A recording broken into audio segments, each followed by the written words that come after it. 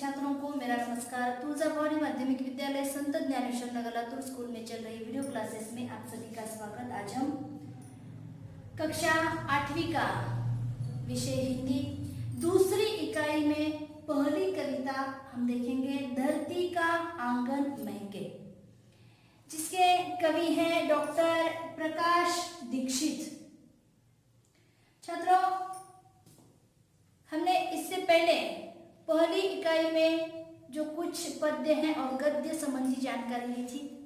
दूसरी इकाई में पहली कविता आपके लिए है धरती का आंगन महके, जिसके रचनाकार है प्रकाश दीक्षित। यहाँ पर प्रस्तुत कविता में कवि ने नैतिक मूल्यों तथा ज्ञान विज्ञान की प्रगति के विषय में यहाँ पर बताया है।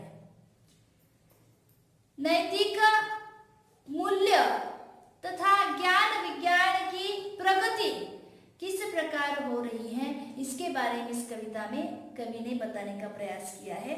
कवि का मानना है कि ज्ञान विज्ञान का प्रसार महत्वपूर्ण है, इसके द्वारा प्रगति होनी चाहिए, मानव मात्र का भला होना चाहिए, न कि विनाशक अस्त्रों के निर्माण की होड़। यहाँ पर कवि का कहना है कि मानव आज विज्ञान की प्रगति कर रहा है, दिन ब दिन आगे ही बढ़ता जा रहा है, लेकिन इस प्रगति के साथ जैसे मानव अपना ही विनाश पर जैसे कि तुले हुए हैं। विज्ञान की प्रगति हो रही है, दूसरी ओर समाज में स्नेह, सदाचार और मानवता का वातावरण समाज के विकास के लिए अत्यंत आवश्यक है। ज्ञान विज्ञान के प्रसार के साथ ही साथ ज्ञान विज्ञान की जो प्रगति हो रही है उसके साथ ही साथ कवि का कहना है कि समाज में मानव द्वारा स्नेह, सदाचार और मानवता का वातावरण इस समाज में विकास के लिए या समाज के विकास के लिए इस प्रकार का वातावरण बहुत आवश्यक यहाँ पर माना गया है। कवि का कहना है कि ज्ञान विज्ञान के प्रसार के साथ उसके प्रगति के साथ समाज का अगर विकास होना है, समाज की प्रगति होनी है, तो समाज में जो मानव रहते हैं, अरे समझ में, उन मानवों में मानवता का भाव होना चाहिए, स्नेह का भाव होना चाहिए, उसी के साथ ही साथ सदाचार का यहाँ पर होना आवश्यक है, तभी समाज की प्रगति हो सकती है। ऐसा इस कविता के माध्यम से कवि हमें संदेश देना चाहते हैं।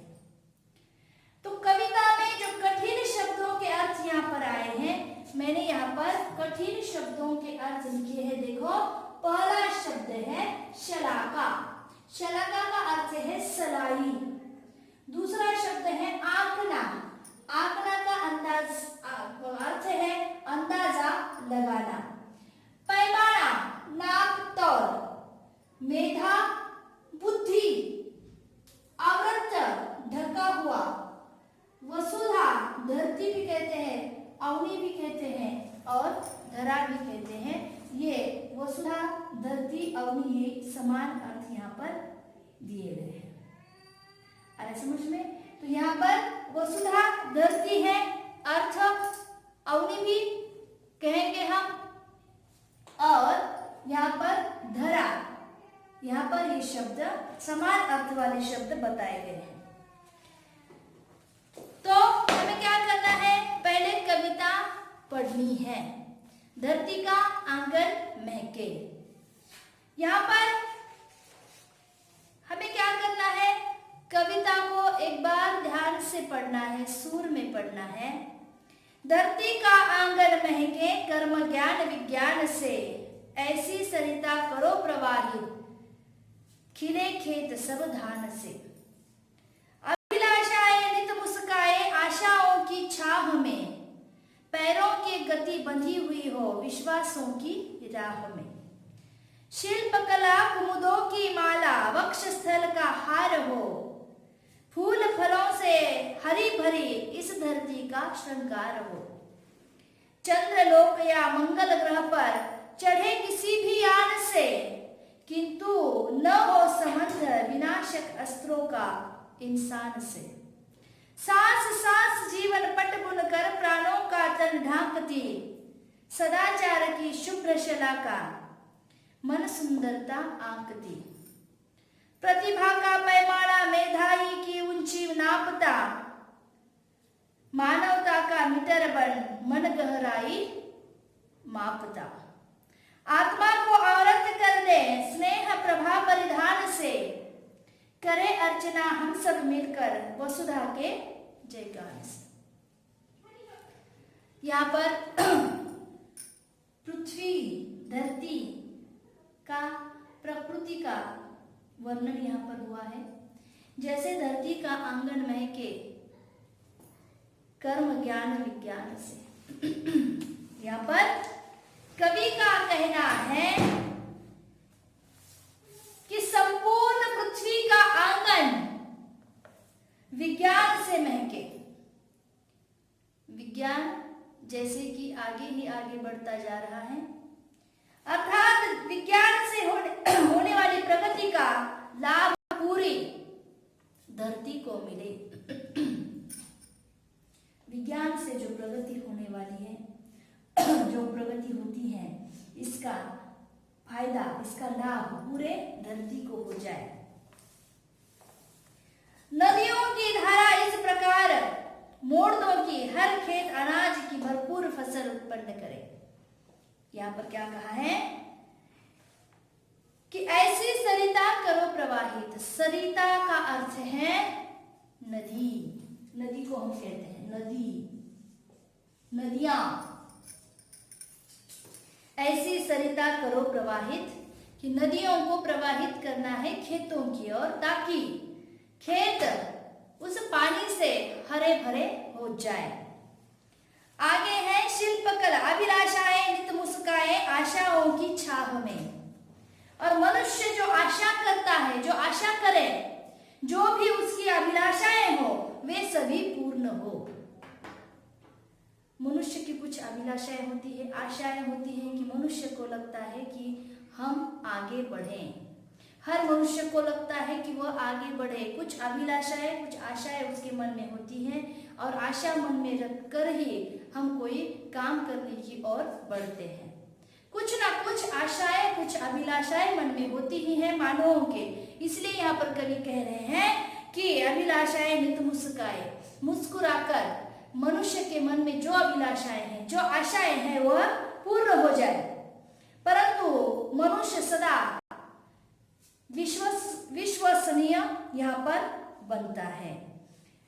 पैरों की गति बंधी हो विश्वासों की राह में। यहाँ पर मनुष्य जो आशा करे, जो भी उसकी अभिलाषाएं हो, वो सभी पूर्ण हो। परंतु यहाँ पर मनुष्य सदा विश्वसनीय बना रहे, मनुष्य में विश्वास बना रहे।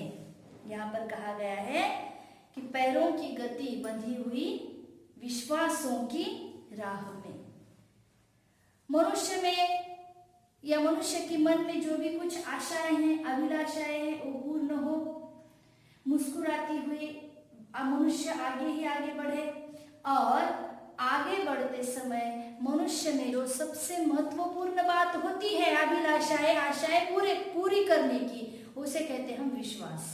मन का विश्वास वह क्या हो यहाँ पर कि मन से विश्वासी या मन में उसका विश्वास बना रहे। आगे है शिल्पकला कुमुदों की माला, वक्षस्थल का हार हो। और सभी प्रकार की शिल्प कलाओं को हम अपनाएं और उनका समुचित विकास हो। साथ ही यह भूमि फलों से फूलों से हरी भरी रहे। शिल्पकला, यह वक्ष जैसे कि कुमुदों की माला, वक्षस्थल का हार हो।